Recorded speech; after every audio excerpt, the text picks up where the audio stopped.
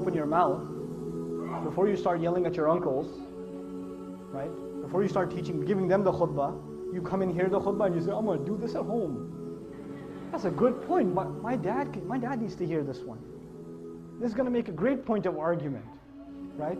A lot of excited young people do that. They discover the religion, they hold on to it, and they use it to debate with family, right?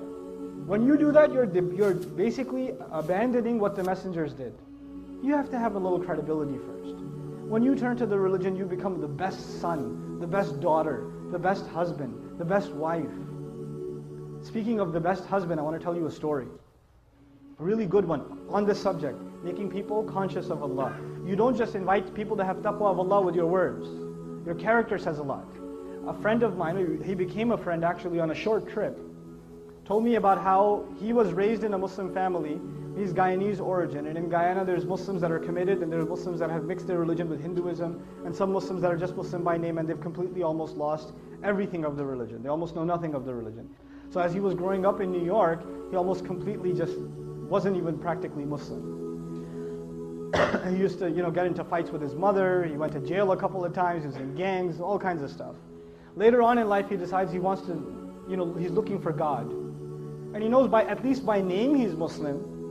I think his name was Muhammad or something, right? By name he's Muslim, so he should look into what religion first? Islam. So he starts looking into Islam, starts going to the masjid, starts learning how to pray again, becomes more serious. At the time he was, he had married his girlfriend who was Christian or whatever. And he starts becoming more serious about the religion. And then his wife notices that he's praying. And the beer is gone from the fridge. And he's not going out with his drinking buddies. And he doesn't go to Atlantic City on the weekends. He's a different guy. Something's changed, And he doesn't say anything to her. Just on his own, he didn't yell at her, didn't tell her to, put a hijab on or whatever, lose all her friends. He didn't do any of that. He went to a scholar, and I make dua for the scholar that he went to. He didn't tell me his name, but he said, I went to my scholar, and I told him, look, I'm becoming more and more aware of Islam, but my wife, of course, is a Christian, and she's not even a practicing Christian. She's just kind of what I was before. She's exactly like I was before. How do I help her? He said, don't tell her a thing about Islam, just be the best husband you can be, and to do that, just study what kind of a husband the Prophet was. Sallallahu. Just do that. Don't worry about what you need to tell her. Worry about being the best possible husband, and that is the sunnah of the Messenger. The Messenger would buy his wife gifts. The Messenger would joke with his wife. The Messenger would spend time with the mother of the believers. The Messenger would praise and compliment the mother of the believers. I'm mentioning that on purpose, guys. He would compliment them. You guys eat the first morsel of food in iftar, like, And the wife says, what? You go, nothing. Right? You drink, some of the desis here drink the first little sip of lassi. Look, I know the economy's bad, but are we really that short on sugar? Or, very painful for you to say a compliment. I understand, especially for those of you that come from my original country, Pakistan. For you to give a compliment to your wife can cause an ulcer. So I understand, but it's a sunnah, guys. Good food. That's amazing.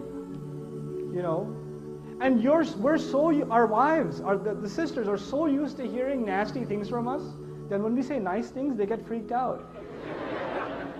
Like if the husband just says, you look really nice today. She goes, what do you want?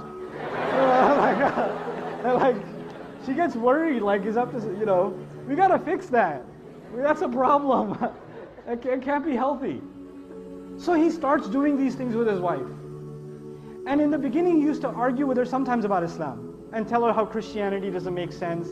How can 3 be 1 and 1 be 3? All those kinds of arguments, you've heard them before, right? And none of those would work with his wife. None of them. He's like, no, I'm a Christian and that's it. Jesus is in my heart. Leave me alone. 3 years go by. He stops talking to her about Christianity and how dumb it is or whatever. Stops debating with her. He's just being what he can be as the best husband.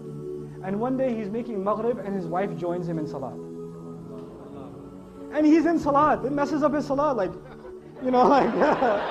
Right? What's happening here? Right? So he gives, after salat, he looks at her and he goes, what happened? And she goes, what? Nothing.